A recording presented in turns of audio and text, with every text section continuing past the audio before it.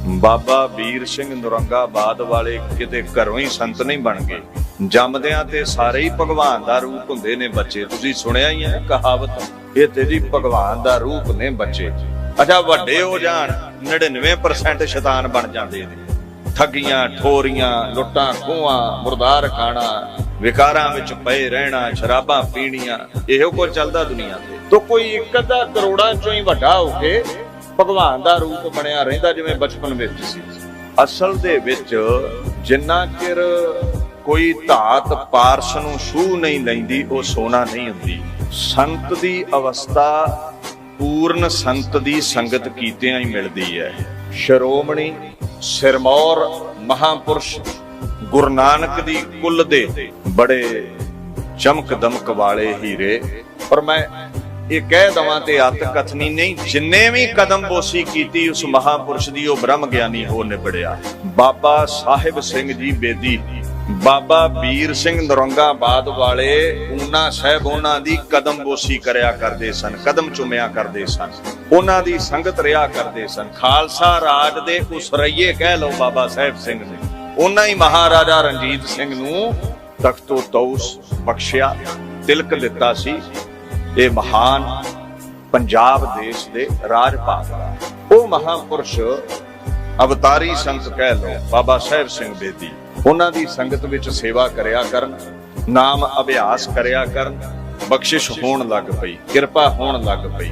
ਤੋ ਕੀ ਆਂਦੀ ਹੈ ਬਾਣੀ, ਊਤਮ ਸੰਗਤ ਊਤਮ ਹੋਵੇ। ਉੱਚਿਆਂ ਨਾਲ ਯਾਰੀ ਉੱਚੇ ਕਰ ਦਿੰਦੀ ਹੈ, ਨੀਵਿਆਂ ਦੇ ਯਾਰ ਬਣੋਗੇ ਤੇ ਨੀਵੇਂ ਹੋ ਜਾਓਗੇ। ਚੋਰਾਂ ਦੇ ਯਾਰ ਚੋਰ, ਠੱਗਾਂ ਦੇ ਯਾਰ ਠੱਗ, ਦੇ ਸਾਧਾਂ ਦੇ ਯਾਰ ਸਾਧ ਬਣਦੇ ਨੇ। ਸੰਗਤ ਦਾ ਅਸਰ ਹੁੰਦਾ ਹੈ। ਬਾਬਾ ਸਾਹਿਬ ਸਿੰਘ ਹੁਣਾਂ ਨੇ ਇੱਕ ਦਿਨ ਹੁਕਮ ਕੀਤਾ ਹੈ ਵੀ ਆ ਕਈਆਂ ਲੈ ਲਓ ਤੇ ਇੱਥੇ ਸੇਵਾ ਕਰਨੀ ਹੈ, ਗੰਧਾਲੇ ਲੈ ਲਓ, ਆ ਮਿੱਟੀ ਜਿਹੜੀ ਹੈ ਇਹ ਖਿਲਾਰ ਦਿਓ। ਤੋ ਬਾਬਾ ਵੀਰ ਸਿੰਘ ਹੁਣਾਂ ਕੁਝ ਸਿੰਘ ਨਾਲ ਲਏ ਤੇ ਸੇਵਾ ਕਰਨ ਲੱਗ ਪਏ। ਕਹਿੰਦੇ ਅਚਾਨਕ ਸੇਵਾ ਕਰਦਿਆਂ ਕਰਦਿਆਂ ਕਈ ਲੱਤ ਤੇ ਵੱਜੀ, ਤੋ ਲੱਤ ਅੰਦਰ ਡੂੰਘਾ ਜ਼ਖਮ ਹੋ ਗਿਆ। ਹੁਣ ਗਰਮੀਆਂ ਸੀ, ਮੁਸ਼ੱਕਤ ਘਾਲਦੇ ਘਾਲਦੇ ਕਈ ਸਿੰਘ ਤੇ ਪਹਿਲਾਂ ਹੀ ਥੱਕ ਕੇ ਜਾ ਚੁੱਕੇ ਸਨ। ਬਾਬਾ ਜੀ ਇਕੱਲੇ ਡਟੇ ਰਹੇ, ਲਹੂ ਦੇ ਨਾਲ ਜ਼ਮੀਨ ਲਾਲ ਹੋ ਗਈ, ਸੇਵਾ ਕਰਨੀ ਨਹੀਂ ਛੱਡੀ। ਤੋ ਕਿਸੇ ਨੇ ਜਾ ਕੇ ਬਾਬਾ ਸਾਹਿਬ ਸਿੰਘ ਬੇਦੀ ਹੁਣਾਂ ਨੂੰ ਦੱਸਿਆ, ਜੀ ਤੁਹਾਡਾ ਸੇਵਾਦਾਰ ਵੀਰ ਸਿੰਘ ਸੇਵਾ ਕਰਦਿਆਂ ਕਰਦਿਆਂ ਫੱਟ ਖਾ ਬੈਠਾ ਹੈ, ਲੱਤ ਵੱਡੀ ਗਈ ਹੈ, ਜ਼ਖਮ ਡੂੰਘਾ ਹੈ, ਪਰ ਸੇਵਾ ਕਰਨੀ ਰੰਚਕ ਮਾਤਰ ਸਮੇਂ ਲਈ ਨਹੀਂ ਤਿਆਗੀ। ਤੋ ਬਾਬਾ ਜੀ ਨੇ ਸੱਦਿਆ ਤੇ ਸੱਦ ਕੇ ਆਖਣ ਲੱਗੇ, ਵੀਰ ਸਿੰਘ ਠੀਕ ਹੈ, ਅਸੀਂ ਹੁਕਮ ਕੀਤਾ ਸੀ ਸੇਵਾ ਕਰਨ ਦੇ ਲਈ, ਪਰ ਇਹਦਾ ਮਤਲਬ ਇਹ ਨਹੀਂ ਸੀ ਵੀ ਸਰੀਰ ਤੇ ਫੱਟ ਲੱਗਿਆ ਹੋਵੇ ਤੇ ਜਾਨ ਖਤਰੇ ਵਿੱਚ ਪਾ ਕੇ ਵੀ ਤੁਸੀਂ ਮੁਸ਼ੱਕਤ ਘਾਲੀ ਜਾਓ। ਜਦੋਂ ਜ਼ਖਮ ਡੂੰਘਾ ਹੈ ਤੇ ਤੁਸੀਂ ਰੁਕ ਕਿਉਂ ਨਾ ਗਏ, ਮਲਮ ਪੱਟੀ ਕਿਉਂ ਨਾ ਕੀਤੀ? ਬਾਬਾ ਵੀਰ ਸਿੰਘ ਦਾ ਜਵਾਬ ਇਹ ਸੀ, ਮਹਾਪੁਰਸ਼ੋ ਤੁਹਾਡਾ ਸੀ ਹੁਕਮ ਤੇ ਮੁਰੀਦ ਕਦੇ ਵੀ ਮੁਰਸ਼ਦ ਦਾ ਹੁਕਮ ਨਹੀਂ ਮੋੜ ਸਕਦਾ, ਹੁਕਮ ਅਦੂਲੀ ਨਹੀਂ ਕਰ ਸਕਦਾ। ਇਹ ਤੇ ਸੇਵਾ ਉਹਨਾਂ ਚਿਰ ਹੀ ਜਾਰੀ ਰਹਿਣੀ ਸੀ ਜਿੰਨਾ ਸਮਾਂ ਤੁਸੀਂ ਆਵਾਜ਼ ਦੇ ਕੇ ਵਾਪਸ ਨਾ ਬੁਲਾ ਲੈਂਦੇ। ਵੀਰ ਸਿੰਘ ਦਾ ਸਰੀਰ ਭਾਵੇਂ ਕੱਟਿਆ ਜਾਂਦਾ, ਭਾਵੇਂ ਵੱਢਿਆ ਜਾਂਦਾ, ਖੁਰਾ ਖੋਜ ਮਿਟ ਜਾਂਦਾ, ਤੁਹਾਡਾ ਹੁਕਮ ਜਿਹੜਾ ਹੈ ਉਹ ਤਿਲ ਤਿਲ ਕੱਟਿਆ ਵੀ ਜਾਵਾਂ ਤੇ ਸਿਰ ਮੱਥੇ ਨਿਭਾਵਾਂਗਾ। ਐਵੇਂ ਨਹੀਂ ਮੁਰਸ਼ਦ ਖੁਸ਼ ਹੁੰਦੇ। ਇਹਦੇ ਤੁਸੀਂ ਸੱਦਾ ਦੇ ਦਿੱਤਾ ਤੇ ਮੈਂ ਆ ਗਿਆ, ਨਹੀਂ ਤੇ ਸਰੀਰ ਮਿਟ ਵੀ ਜਾਂਦਾ, ਲਹੂ ਵਹਿੰਦਾ ਤੇ ਵਹਿ ਜਾਂਦਾ। ਹੁਕਮ ਅਦੂਲੀ ਨਹੀਂ ਕਰਨੀ ਮੈਂ। ਤੇ ਬਾਬਾ ਵੀਰ ਸਿੰਘ ਨੂੰ ਥਾਪੜਾ ਦਿੱਤਾ ਸੀ ਬਾਬਾ ਸਾਹਿਬ ਸਿੰਘ ਬੇਦੀ ਹੁਣਾ। ਕਹਿੰਦੇ ਤੂੰ ਚੰਦਨ ਦੀ ਸੰਗਤ ਰਹਿ ਕੇ ਚੰਦਨ ਹੋ ਨਿਬੜਿਆ ਹੈ। ਬਾਬਾ ਕਬੀਰ ਜੀ ਨੂੰ ਕਦੇ ਪੁੱਛਿਓ, ਕਬੀਰ ਜੀ ਏਡਾ ਵੱਡਾ ਰੁਤਬਾ ਸੰਤਾਂ ਵਾਲਾ ਮਿਲਿਆ ਕਿਵੇਂ ਹੈ? ਕਹਿੰਦੇ ਚੰਦਨ ਕੈ ਸੰਗ ਤਰਵਰ ਬਿਗਰਿਓ, ਸੋ ਤਰਵਰ ਚੰਦਨ ਹੋਏ ਨਿਬਰਿਓ, ਸੰਤਨ ਸੰਗ ਕਬੀਰਾ ਬਿਗਰਿਓ, ਸੋ ਕਬੀਰ ਰਾਮੈ ਹੋਏ ਨਿਬਰਿਓ। ਕਹਿੰਦੇ ਜਿਹੜੀ ਸੰਤ ਦੀ ਭਗਤ ਦੀ ਅਵਸਥਾ ਮੈਨੂੰ ਮਿਲੀ ਹੈ ਮਹਾਪੁਰਸ਼ਾਂ ਦੀ ਸੰਗਤ ਕਰਕੇ। ਤੋ ਵੇਖੋ ਚੰਦਨ ਦੀ ਸੰਗਤ ਜਿਹੜਾ ਰੁੱਖ ਹੋਵੇ ਉਹ ਚੰਦਨ ਹੋ ਜਾਂਦਾ ਹੈ। ਤੇ ਕਈ ਵਾਰੇ ਤਰਕ ਵੀ ਉੱਠ ਪੈਂਦਾ, ਲੈ ਫਲਾਣੇ ਸੰਤ ਕੋਲ ਫਲਾਣਾ ਬੰਦਾ ਗਿਆ, ਉਹਦੇ ਜੀਵਨ ਵਿੱਚ ਤੇ ਬਦਲਾਅ ਨਹੀਂ ਆਇਆ। ਇੱਥੇ ਚੰਦਨ ਵਿੱਚ ਕੋਈ ਔਗਣ ਨਹੀਂ ਹੈ, ਚੰਦਨ ਵਿੱਚ ਕੋਈ ਕਮੀ ਨਹੀਂ ਹੈ। ਤੋ ਮਹਾਰਾਜ ਕਹਿੰਦੇ ਨੇ ਕਬੀਰ ਬਾਂਸ ਵਡਾਈ ਬੂਢਿਆ ਮਤ ਡੂਬਾ ਕੋਏ ਚੰਦਨ ਕੈ ਨਿਕਟਹਿ ਬਸੈ ਬਾਂਸ ਸੁਗੰਧ ਨਾ ਹੋਏ। ਅਸਲ ਚੰਦਨ ਕੋਲ ਸਾਰੇ ਰੁੱਖ ਚੰਦਨ ਹੋ ਜਾਂਦੇ ਨੇ, ਉਹਦੀ ਖੁਸ਼ਬੋਈ ਮਾਣ ਕੇ। ਇੱਕ ਬਾਂਸ ਦਾ ਬੂਟਾ ਚੰਦਨ ਨਹੀਂ ਹੁੰਦਾ। ਮਾਣ ਬੜਾ ਹੈ ਨਾ ਵੀ ਮੈਂ ਉੱਚਾ ਲੰਮਾ, ਬੜਾ ਗਾਂਡੀਵ ਸੋਹਣਾ ਸੁਨੱਖਾ। ਬੰਦੇ ਨੂੰ ਵੀ ਬੜਾ ਮਾਣ ਹੁੰਦਾ ਮਨਮੁਖ ਨੂੰ, ਮੈਂ ਗਿਆਨੀ, ਮੈਂ ਵਿਦਵਾਨ, ਮੈਂ ਚਤੁਰ ਬਖਤਾ। ਇਹ ਭਾਂਡੇ ਮਾਂਜਣ ਵਾਲਾ ਕਿੱਥੋਂ ਸਾਧ ਹੋ ਗਿਆ, ਮੇਰੇ ਸਿਰ ਤੇ ਬਹਿ ਗਿਆ। ਇਹ ਪੱਥਰ ਲਾਉਣ ਵਾਲਾ ਕਿੱਥੋਂ ਸਾਧ ਹੋ ਗਿਆ। ਇਹ ਜਿਹਨੂੰ ਵੈਗਰੂ ਵੈਗਰੂ ਤੋਂ ਲਹਿਦਾ ਕੋਈ ਗਿਆਨ ਹੀ ਨਹੀਂ ਹੈ, ਨਾ ਜਪਜੀ ਜਾਪ ਦੇ ਅਰਥੋਂ ਦੇ, ਇਹ ਕਿੱਦਾਂ ਸਾਧ ਹੋ ਗਿਆ। ਅਸੀਂ ਗਿਆਨ ਨੂੰ ਹੀ ਸੰਤ ਸਮਝ ਲਿਆ ਹੈ। ਨਹੀਂ, ਚੰਗੀ ਗੱਲ ਹੈ ਤੈਨੂੰ ਬਾਣੀ ਦਾ ਧਾਰਮਿਕ ਗ੍ਰੰਥਾਂ ਦਾ ਗਿਆਨ ਹੋਵੇ, ਪਰ ਗਿਆਨੀ ਸੰਤ ਦੇ ਰੁਤਬੇ ਨਾਲੋਂ ਬੜਾ ਛੋਟਾ ਹੈ। ਸੰਤ ਦੀ ਵਡਿਆਈ ਵੱਡੀ ਹੈ। ਰਸਨਾ ਏਕ ਅਨੇਕ ਗੁਣ ਪੂਰਨ ਜਨ ਕੀ ਕੇਤਕ ਉਪਮਾ ਕਹੀਏ। ਜੰਮਦੀ ਜ਼ੁਬਾਨ ਉਹਦੇ ਗੁਣਾਂ ਦਾ ਅੰਤ ਨਹੀਂ ਪਾ ਸਕਦੀ। ਫਰਕ ਕੀ ਹੈ ਸੰਤ ਤੇ ਵਿਦਵਾਨ ਵਿੱਚ? ਵਿਦਵਾਨ ਉਹ ਹੈ ਜਿਨੇ ਕੇਵਲ ਥਿਓਰੈਟਿਕਲੀ ਪੜ੍ਹ ਕੇ ਤੁਹਾਨੂੰ ਥਿਊਰੀ ਸੁਣਾਈ ਹੈ, ਆਪਣੇ ਜੀਵਨ ਵਿੱਚ ਨਹੀਂ ਢਾਲਿਆ ਗਿਆ। ਸੰਤ ਉਹ ਹੈ ਜਿਹੜਾ ਚਤੁਰ ਭਗਤਾ ਦੇ ਸ਼ਾਇਦ ਨਾ ਹੋਵੇ, ਪਰ ਉਹਨੇ ਗੁਰੂ ਦੇ ਬਚਨ ਜੀਵਨ ਵਿੱਚ ਢਾਲੇ ਨੇ। ਜਿੰਨਾ ਚਿਰ ਪ੍ਰੈਕਟੀਕਲੀ ਤੁਸੀਂ ਵਿਦਿਆ ਨੂੰ ਨਹੀਂ ਢਾਲਦੇ, ਤੁਹਾਨੂੰ ਡਿਗਰੀ ਨਹੀਂ ਮਿਲਦੀ। ਇੰਜੀਨੀਅਰ ਕਿਤੇ ਇਦਾਂ ਬਣ ਜਾਂਦੇ ਬੱਚੇ ਤੁਹਾਡੇ, ਨਹੀਂ। 2-4 ਸਾਲ ਜਦੋਂ ਪੜ੍ਹਾਈ ਕਰਦੇ ਨੇ ਨਾ, ਥਿਊਰੀ ਪੜ੍ਹਦੇ ਨੇ, ਥਿਓਰੈਟਿਕਲੀ ਵਿਦਿਆ ਸੰਪੂਰਨ ਹੋ ਗਈ, ਫਿਰ ਕਾਲਜ ਵਾਲੇ ਇੰਟਰਨਸ਼ਿਪ ਲਾਉਂਦੇ ਨੇ ਵੀ ਉਹ ਫਲਾਣੇ ਇੰਜੀਨੀਅਰਾਂ ਦੇ ਕੋਲ ਜਾਓ, ਉਹਨਾਂ ਦੇ ਨਾਲ ਹੱਥ ਮੰਡਾਓ, ਪ੍ਰੋਜੈਕਟ ਬੜੇ ਬੜੇ ਤਿਆਰ ਕਰ ਰਹੇ ਨੇ, ਉਹਦੇ ਚ ਕਿਰਤ ਕਰੋ, ਕਰਮ ਕਰੋ। ਤੋ ਜਦੋਂ ਇੰਟਰਨਸ਼ਿਪ ਤੁਹਾਡੀ ਫਿਨਿਸ਼ ਹੋਵੇਗੀ, ਖਤਮ ਹੋਵੇਗੀ, ਤੇ ਤੁਹਾਨੂੰ ਲਕਬ ਮਿਲੇਗਾ ਇੰਜੀਨੀਅਰ ਦਾ। ਇਦਾਂ ਹੀ ਡਾਕਟਰੀ ਵਿੱਚ ਹੈ, ਕਿਤੇ 5 ਸਾਲ MBBS ਕਰਕੇ ਡਾਕਟਰ ਥੋੜਾ ਬਣ ਜਾਂਦਾ ਕਾਕਾ ਤੁਹਾਡਾ। 6 ਮਹੀਨੇ ਇੰਟਰਨਸ਼ਿਪ ਲੱਗਦੀ ਹੈ ਹਸਪੀਟਲ। ਉਹ ਜਿਹੜੇ ਪ੍ਰੈਕਟੀਕਲ ਕਰ ਰਹੇ ਨੇ ਡਾਕਟਰ, ਉਹ ਚੀਰ ਫੜ ਕਰ ਰਹੇ ਨੇ ਡੱਡੂਆਂ ਚੂਹਿਆਂ ਦੀ, ਜਾ ਕੇ 6 ਮਹੀਨੇ ਮੁਸ਼ੱਕਤ ਘਾਲ ਉਹਨਾਂ ਨਾਲ। ਜਦੋਂ ਇੰਟਰਨਸ਼ਿਪ ਪੂਰੀ ਹੁੰਦੀ ਹੈ, ਫਿਰ ਲਕਬ ਮਿਲਦਾ ਹੈ ਡਾਕਟਰ। ਬਾਣੀ ਪੜ੍ਹਨੀ ਨੇਕ ਕਰਮ ਹੈ, ਪਰ ਜੇ ਆਖੋ ਬਾਣੀ ਪੜ੍ਹ ਕੇ ਥਿਓਰੈਟਿਕਲੀ ਕੋਈ ਸੰਤ ਬਣ ਜਾਵੇ, ਨਹੀਂ। ਜਿੰਨਾ ਪ੍ਰੈਕਟੀਕਲੀ ਜੀਵਨ ਵਿੱਚ ਬਾਣੀ ਦੇ ਸਿਧਾਂਤ ਨੂੰ ਢਾਲਿਆ, ਜਿੰਨਾ ਚਿਰ ਉਹਨਾਂ ਦੀ ਸੰਗਤ ਨਹੀਂ ਜਾਵੇਗਾ, ਇਹ ਰੁਤਬਾ ਨਹੀਂ ਮਿਲਣਾ। ਨਾ ਬਾਬਾ ਵੀਰ ਸਿੰਘ ਹੁਣਾਂ ਨੂੰ ਹੀ ਮਿਲਣਾ ਸੀ ਜੇ ਬਾਬਾ ਸਾਹਿਬ ਸਿੰਘ ਬੇਦੀ ਹੁਣਾਂ ਦੀ ਸੰਗਤ ਨਾ ਕੀਤੀ ਹੁੰਦੀ। ਜਿਤਨੇ ਵੀ ਮਹਾਪੁਰਸ਼ ਨੇ ਦੁਨੀਆ ਤੇ, ਚੰਦਨ ਦੀ ਸੰਗਤ ਰਹਿ ਕੇ ਹੀ ਚੰਦਨ ਹੋਇਆ ਜਾਂਦਾ ਹੈ। ਤੋ ਵਾਸ ਨੂੰ ਹੰਕਾਰ ਹੈ, ਮਨਮੁਖ ਨੂੰ ਹੰਕਾਰ ਹੈ। ਤੋ ਜਿਵੇਂ ਵਾਸ ਚ ਫੂਕ ਮਾਰੋ, ਇੱਕ ਸਾਈਡ ਤੋਂ ਦੂਜੇ ਪੱਖ ਵਿੱਚ ਨਿਕਲ ਜਾਂਦੀ ਹੈ। ਮਨਮੁਖ ਸੰਤਾਂ ਦਾ ਅਸਰ ਨਹੀਂ ਕਬੂਲਦਾ। ਦੀਨ ਦੁਨੀਆ ਦੇ ਮਾਲਕ ਗੁਰੂ ਗ੍ਰੰਥ ਸਾਹਿਬ ਸੱਚੇ ਪਾਤਸ਼ਾਹ ਸੇਵਾ ਬਾਬਤ ਵੀ ਇਹ ਬਚਨ ਕਰਦੇ ਨੇ, ਮਨ ਤਨ ਅਰਪੀ ਸਿਰ ਦੇਈ ਤਿਨ ਕੈ ਲਾਗਾ ਪਾਏ, ਜਿਨੀ ਇੱਕ ਪਛਾਣਿਆ ਦੂਜਾ ਭਾਉ ਚੁਕਾਏ, ਗੁਰਮੁਖ ਨਾਮ ਪਛਾਣੀਐ ਨਾਨਕ ਸੱਚ ਸਮਾਏ। ਪੁੱਛੋ ਮਹਾਰਾਜ, ਮਹਾਪੁਰਸ਼ਾਂ ਦੀ ਸੇਵਾ ਕਰਨੀ ਜਾਇਜ਼ ਹੈ? ਜਿਵੇਂ ਬਾਬਾ ਸਾਹਿਬ ਸਿੰਘ ਹੁਣਾਂ ਦੇ ਦਰ ਤੇ ਬਾਬਾ ਵੀਰ ਸਿੰਘ ਹੁਣਾਂ ਸੇਵਾ ਕੀਤੀ। ਕਹਿੰਦੇ ਜਿਨ੍ਹਾਂ ਇੱਕ ਪਰਮੇਸ਼ਵਰ ਨੂੰ ਪਹਿਚਾਣ ਲਿਆ, ਪ੍ਰਾਪਤੀ ਕਰ ਲਈ, ਉਹਨਾਂ ਦੇ ਦਰ ਤੇ ਸੇਵਾ ਕਰ। ਇੱਥੋਂ ਤੱਕ ਸਿਰ ਵੀ ਦੇਣਾ ਪੈ ਜਾਵੇ ਤੇ ਸਿਰ ਦੇ ਦੇਈ। ਹੁਣ ਇਹ ਤੇ ਬਾਣੀ ਕਹਿੰਦੀ ਹੈ। ਇੱਥੇ ਲੋਕ ਕਹਿ ਦਿੰਦੇ ਸਾਧ ਦੀ ਸੇਵਾ ਮਨਮਤ ਹੈ। ਗੁਰੂ ਗ੍ਰੰਥ ਸਾਹਿਬ ਕਹਿੰਦੇ ਸਾਧ ਪਿੱਛੇ ਸਿਰ ਵੀ ਦੇ ਦੇ ਆਪਣਾ। ਜਿਨ੍ਹਾਂ ਗੁਰਮੁਖਾਂ ਨੇ ਗੁਰੂ ਨਾਨਕ ਦੀ ਪ੍ਰਾਪਤੀ ਕਰ ਲਈ, ਜਿਹੜੇ ਸੱਚ ਵਿੱਚ ਸਮਾਏ ਨੇ, ਉਹਨਾਂ ਦੀ ਸੇਵਾ ਕਰਨ ਵਾਲੇ ਵੀ ਸੱਚ ਵਿੱਚ ਸਮਾ ਜਾਂਦੇ ਨੇ। ਇੱਕ ਇੰਗਲਿਸ਼ ਦਾ ਟੀਕਾਕਾਰ ਲਿਖਦਾ ਹੈ, ਦਾ ਗੁਰਮੁਖ ਦਾ ਸੇਂਟਸ ਰਿਕੋਗਨਾਈਜ਼ਸ ਦਾ ਨਾਨਕ। ਗੁਰੂ ਨਾਨਕ ਦੇ ਨਾਮ ਦੀ ਉਹਨਾਂ ਨੂੰ ਸਮਝ ਆ ਗਈ ਜਿਹੜੇ ਮਹਾਪੁਰਸ਼ ਨੇ, and is absorbed into the true one। ਔਰ ਇੱਕ ਗੁਰੂ ਨਾਨਕ ਵਿੱਚ, ਅਕਾਲ ਪੁਰਖ ਵਿੱਚ ਹੀ ਭੇਦ ਹੋ ਗਏ। ਨਾਮ ਜਪਦਿਆਂ ਜਪਦਿਆਂ ਹਰ ਸਾਹ ਹਰ ਰੋਮ ਨਾਮ ਵਿੱਚ ਸ਼ਰਸਾਰ ਹੋ ਜਾਂਦਾ ਹੈ। ਜਿਹਦਾ ਨਾਮ ਜਪਦੇ ਨੇ ਉਹਦਾ ਹੀ ਰੂਪ ਹੋ ਜਾਂਦੇ ਨੇ। ਸੋ ਕਬੀਰ ਜੀ ਵੀ ਕਹਿੰਦੇ ਨੇ, ਭਾਈ ਚੰਦਨ ਦੀ ਸੰਗਤ ਰਿਆਂ ਹੀ ਚੰਦਨ ਬਣਿਆ ਜਾਂਦਾ ਹੈ। ਵੈਸੇ ਮਹਾਪੁਰਸ਼ਾਂ ਸਾਧੂਆਂ ਦੇ ਬੜੇ ਬੜੇ ਜੀਵਨ ਵਿਦਵਾਨਾਂ ਨੇ ਲਿਖੇ ਨੇ। ਇੱਕ ਸੰਤ ਅਤਰ ਸਿੰਘ ਮਹਾਰਾਜ, ਇੱਕ ਬਾਬਾ ਵੀਰ ਸਿੰਘ ਨੌਰੰਗਾਬਾਦ ਵਾਲੇ, ਇੱਕ ਸੰਤ ਬਾਬਾ ਸਾਹਿਬ ਸਿੰਘ ਬੇਦੀ ਹੋਣੀ। ਇਹ ਕੁਝ ਗਿਣੇ ਚੁਣੇ ਐਸੇ ਮਹਾਤਮਾ ਨੇ ਜਿਨ੍ਹਾਂ ਦੇ ਜੀਵਨ ਲਿਖਦਿਆਂ ਵਿਦਵਾਨਾਂ ਨੇ ਅਥਾਈ ਕਾਗਜ਼ ਵਰਤਿਆ ਹੈ। ਬੜੇ ਬੜੇ ਗ੍ਰੰਥ ਪੁਸਤਕਾਂ ਲਿਖੀਆਂ ਹੋਈਆਂ ਨੇ। ਪੰਡਤ ਸ਼ੇਰ ਸਿੰਘ ਜੀ ਮਹਾਨ ਵਿਦਵਾਨ, ਵੀਰ ਮਰਗੇਸ਼ ਗੁਰਬਿਲਾਸ ਵਿੱਚ ਇੱਕ ਬਚਨ ਲਿਖਦੇ ਨੇ।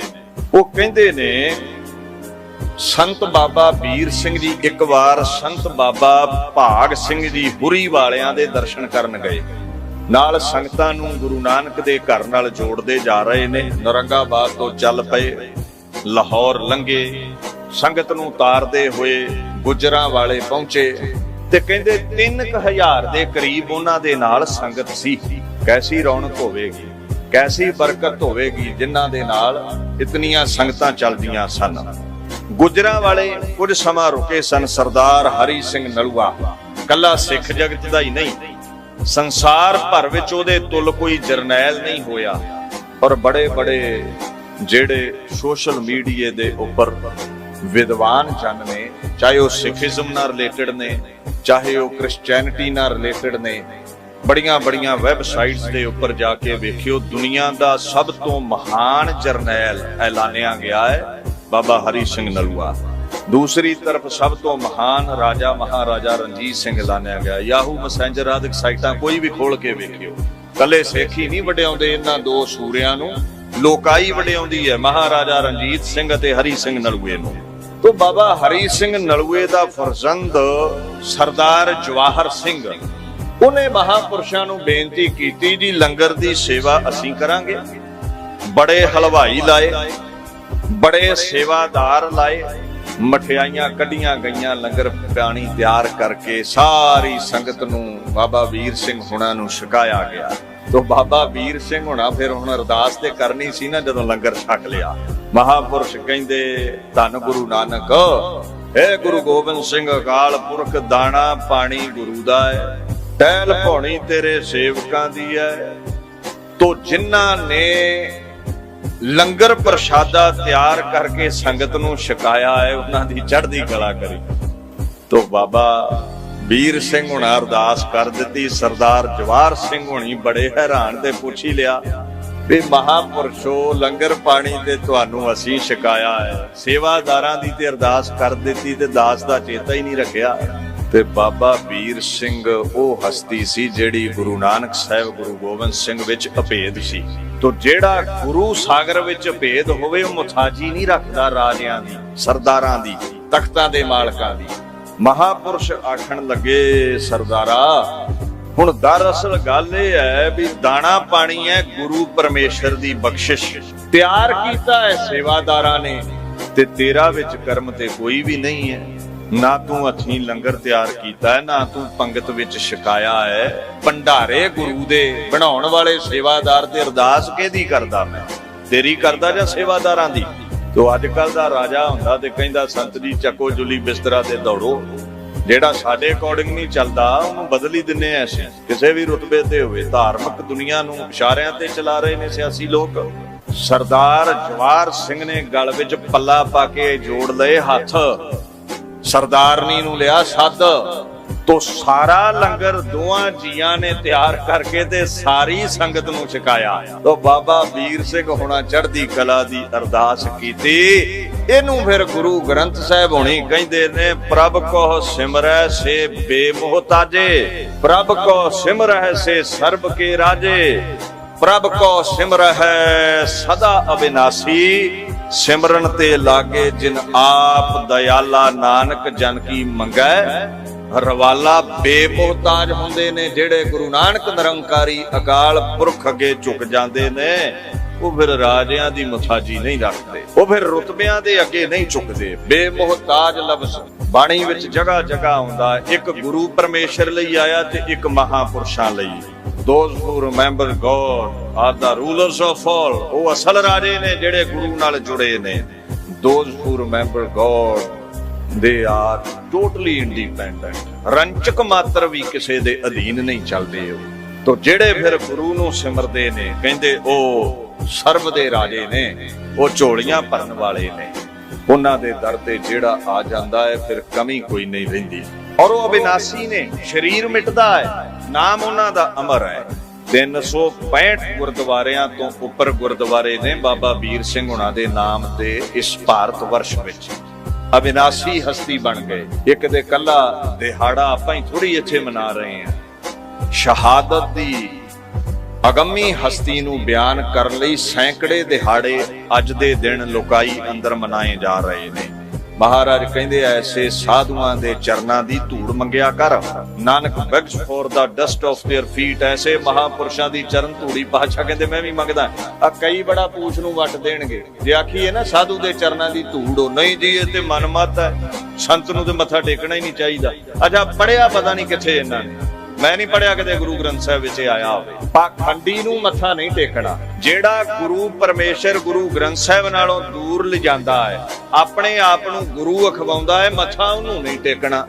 बाणी विच ते जगह जगह लिखिया है भाई रे संत जना की रेण, संत सभा गुर पाईਐ मुक्त पदार्थ धेण। अंतरीव अर्थ तुसी कर लिया भी रेण दा मतलब संगत हो गई साधु दी करनी है जी असीं। तो किथे लिखिया बाणी विच भी बाहर मुखी अर्थ नहीं हुंदा। रेण दे सिद्धे दे अर्थ ने चरण धूड़ी। तो बड़े बड़े इंग्लिश दे डॉक्टर्स ने भी यही अर्थ कीते ने, साधु दी चरण धूड़ी मस्तक नूं ला। हाँ एक सिद्धांत दा ख्याल रखिया करो, जदों राजे दी हजूरी विच होईए ते फिर उदों वजीर नूं मत्था नहीं टेकीदा, ते जदों राज दरबार चों बाहर होईए ते फिर वजीर दे गोडे फड़ के ही राज दरबार विच आउण दी सिफारिश करनी पैंदी है। उथे संत अगे झुकना ही पैंदा है। बाणी दे बिहाव ते कोई खंडन करो ना भी साध नूं मत्था टेकना गुनाह है। कई कहणगे जी संत जरनैल सिंह होनी महापुरुष संत करतार सिंह होनी कहंदे सन, वो साफ किया करदे सन जेड़ा आप मुहारे गुरु बन बैठा है, गुरु दा शरीक है, उन्होंने सिख नहीं सजदा करदा। पूरे महापुरुष अगे कोई नहीं रोकदा सजदा करनों, बाणी ते आप कहंदी है करो। सो इस गल दा ख्याल रखियो। सरदार जवाहर सिंह ने कदम बोसी कीती तो बाबा जी ने चढ़दी कला दी अरदास की। ऐसे साधुआं दे चरण दी धूड़ी हर कोई लोचदा है जीवन सफला करन दे लई। जेड़ा दिहाड़ा आपां मना रहे हैं ना, आओ मैं वो बचन कवां। हालातां बाबत तुसी सारे ही जाणदे सी भी खालसा राज किवें गया है, पर मैं एक गल्लों अचरजता विच चलिया जाना भी ये गुरु गोबिंद सिंह दा थापड़ा सतगुर मेरा ताण निताण। गुलाम लोक पंजाब देश दे राजे बन गए। महमूद गजनवी 1021 चाਹੁੰਦਾ है भारत गुलाम हो गया। बाबा बघेल सिंह, बाबा जस्सा सिंह आलूवालिया, बाबा जस्सा सिंह रामगढ़ीए होना मुगलिया सल्तनत दा तख्त पुट दिता दिल्ली चों। समा आया अंग्रेजां दा गुलाम हो गया भारत, ब्रिटिश अंपायर बन गया। भारत दे गुलाम होण तो 50 साल बाद ताईं खालसा राज आजाद रहा है। किन्नी ताकत होवेगी खालसा राज दी। सारे भारत ते ब्रिटिश लोकां दा कब्जा है, खालसा राज हजे कायम है। सिक्का खालसे दा चल रहा सी। खैर 1839 दे विच महाराजा रणजीत सिंह चलाना कर गए। ਉਹਦੇ बाद 10 साल अपना राज होर कायम रहा। डोगरियां दियां गद्दारियां साडे राज भाग नूं लैके बह गईयां। महाराजा रणजीत सिंह दे परिवार दे मैंबरां दे ही कातल बन गए खालसा फौज दे करिंदे, क्योंकि डोगरियां ने गुमराह कर दिता सारी फौज नूं। महाराजा दलीप सिंह छोटे ने, फरजंद दी उम्र थोड़ी है, और हालात ऐसे बन गए वजीर हीरा सिंह दे कोलों कंवर पिशौरा सिंह फरजंद महाराजा रणजीत सिंह भगौड़ा करार ऐलान दबा दिता। ये डोगरियां दी चाल सी। जदों भगौड़ा ऐलानिया गया खालसा दरबार वालों कंवर पिशौरा सिंह, तो ओदे ते हमला करन दे लई सियालकोट दे किले वाल नूं खालसा फौज नूं प्रेरिया गया। खालसा दरबार वालों हीरा सिंह हुणां दे ऐसी चाल, डोगरियां दी ऐसी चाल। तो कहंदे ने कंवर पिशौरा सिंह दे घरों जिहड़ी माई सी, माता सी, वो गर्भवती सी। और कंवर पिशौरा सिंह जानते ने एक जगह है जिथे मैनू शरण मिल सकती है, वो है ब्रह्म वेते संत सिपाही महात्मा महापुरुष बाबा वीर सिंह जी नौरंगाबाद वाले, जो पिंड मुठियां वाले टिके हुए सन। कंवर पिशौरा सिंह सियालकोट नूं छड्ड के दुश्मनां तो बचदा होया इथे पिंड मुठियां वाले पहुंचिया। बाबा वीर सिंह हुणां दी शरण आया। जदों खालसा फौज नूं पता चलिया तो डोगरियां ने सुनेहा भेजिया भी ये भगौड़ा है खालसा राज दा, इहनूं साडे हवाले कर दिओ, असीं तुहाडे नाल जंग नहीं करना चाहुंदे। तो बाणी दा एक फरमान है, सूरबीर बचन के बली। जेड़ा महापुरुष है ना, जुबान दा पक्का हुंदा है। ਜਿਹਦੀ ਜ਼ੁਬਾਨ ਤੇ ਕੁਝ ਹੋਰ ਤੇ ਮਨ ਵਿੱਚ ਕੁਝ ਹੋਰ, ਉਹ ਸੰਤ ਨਹੀਂ ਹੁੰਦਾ, ਉਹ ਸੂਰਾ ਨਹੀਂ ਹੁੰਦਾ। ਗੁਰੂ ਗੋਬਿੰਦ ਸਿੰਘ ਪਾਤਸ਼ਾਹ ਨੇ ਫਾਰਸੀ ਵਿੱਚ ਇਹ ਬਚਨ ਕਿਹਾ ਹੈ, ਹਮੂ ਮਰਦ ਬਾਇਦ ਸ਼ਬਦ ਸੁਖਨਵਰ, ਨਾ ਸ਼ਿਕਮੇ ਦੇਗਰ ਦਰਦ ਹਾਨੇ ਦੇਗਰ। ਢਿੱਡ ਵਿੱਚ ਕੁਝ ਹੋਰ ਤੇ ਜ਼ੁਬਾਨ ਤੇ ਕੁਝ ਹੋਰ, ਇਹ ਮਰਦਾਂ ਦੀ ਨਿਸ਼ਾਨੀ ਨਹੀਂ ਹੈ। ਔਰੰਗਜ਼ੇਬ ਮਰਦ ਬਚਨ ਦੇ ਬਲੀ ਹੁੰਦੇ ਨੇ। ਬਾਬਾ ਵੀਰ ਸਿੰਘ ਨੇ ਦਿੱਤਾ ਸੀ ਬਚਨ, ਸ਼ਰਨ ਆਏ ਦੀ ਕਰਨੀ ਹੈ ਰੱਖਿਆ, ਕਿਉਂਕਿ ਗੁਰੂ ਘਰ ਦਾ ਸਿਧਾਂਤ ਹੈ, ਜੋ ਸ਼ਰਨ ਆਵੇ ਤਿਸ ਕੰਠ ਲਾਵੇ। ਸੁਨੇਹਾ ਦੇ ਦਿੱਤਾ ਵੀ ਠੀਕ ਹੈ, ਖਾਲਸਾ ਫੌਜ ਨਾਲ ਅਸੀਂ ਲੜਾਂਗੇ ਤੇ ਨਹੀਂ, ਭਾਈ ਭਾਈ ਨਾਲ ਨਹੀਂ ਲੜਦੇ ਹੁੰਦੇ। ਤੁਸੀਂ ਹੱਲਾ ਕਰਨਾ ਹੈ ਤੇ ਕਰ ਦਿਓ, ਅਸੀਂ ਤੇ ਆਓ ਭਗਤ ਕਰਾਂਗੇ, ਸਾਡੇ ਭਾਈ ਨੇ ਸਾਰੇ ਖਾਲਸਾ ਫੌਜ ਦੇ ਵਿੱਚ। ਪਰ ਕੰਵਰ ਪਿਸ਼ੌਰਾ ਸਿੰਘ ਸ਼ਰਨ ਵਿੱਚ ਆਇਆ ਹੈ, ਇਹਦੀ ਰੱਖਿਆ ਤੇ ਕਰਾਂਗੇ। ਤੋ ਇਹ ਬਾਬਾ ਜੀ ਨੇ ਬਚਨ ਕਰ ਦਿੱਤਾ। ਪਾਪੀ ਡੋਗਰਿਆਂ ਨੇ ਗੁੰਮਰਾਹ ਕਰਕੇ ਖਾਲਸਾ ਫੌਜ ਨੂੰ ਚੜਾ ਕੇ ਲੈ ਆਂਦਾ। ਮੁੱਠਿਆਂ ਵਾਲੇ ਹਮਲਾ ਕੀਤਾ ਗਿਆ। ਆਪਾਂ ਜਾਣਦੇ ਹਾਂ ਮਹਾਂਪੁਰਸ਼ਾਂ ਦੇ ਤੋਪ ਦਾ ਗੋਲਾ ਲੱਗਿਆ। ਇੱਕ ਤਾਕੀਦ ਸਾਰੇ ਜਥੇ ਨੂੰ ਮਹਾਂਪੁਰਸ਼ਾਂ ਦੀ ਸੀ, ਸਿੱਖ ਨੇ ਸਿੱਖ ਤੇ ਹਮਲਾ ਨਹੀਂ ਕਰਨਾ, ਭਾਵੇਂ ਖਖੜੀ ਖਖੜੀ ਸਾਡੀ ਉੱਡ ਜਾਵੇ, ਪਰ ਭਾਈਆਂ ਤੇ ਵਾਰ ਨਹੀਂ ਕਰਨਾ। ਮਹਾਂਪੁਰਸ਼ ਜਾਣਦੇ ਸਨ, ਜਾਣੀ ਜਾਣ ਮਹਾਤਮਾ ਸਨ, ਅਜ਼ਮਤੀ ਮਹਾਤਮਾ ਸਨ ਵੀ ਡੋਗਰਿਆਂ ਦੀ ਚਾਲ ਹੈ, ਖਾਲਸਾ ਫੌਜ ਗੁੰਮਰਾਹ ਹੋ ਚੁੱਕੀ ਹੈ। ਜਿਸ ਮਹਾਂਪੁਰਸ਼ ਦੇ ਨਾਲ ਸੈਂਕੜੇ ਘੋੜ ਸਵਾਰ ਸਿਪਾਹੀ ਰਹਿੰਦੇ ਹੋਣ, ਸੈਂਕੜੇ ਪੈਦਲ ਸਿਪਾਹੀ ਰਹਿੰਦੇ ਹੋਣ, ਜਿਸ ਲੰਗਰ ਦੇ